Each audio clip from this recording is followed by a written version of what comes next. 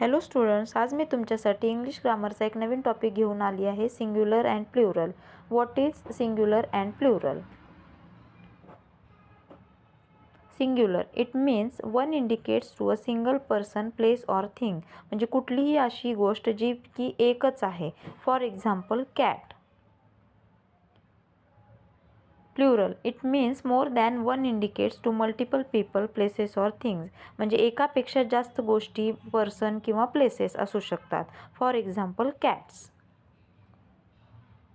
General rule generally we add S, E S or I E S in plural form. म्हणजे कुठल्याही वर्डच्या पुढं S, E S किंवा I E S use केलं तर ते plural होतं. For example table. टेबलमध्ये एस ॲड केला तर टेबल्स होतं. बसमध्ये ई एस ॲड केला तर बसेस होतं. बेबीमध्ये आय ई एस ॲड केला तर बेबीज होतं. असे प्लुरल फॉर्म आपण ॲड करू शकतो.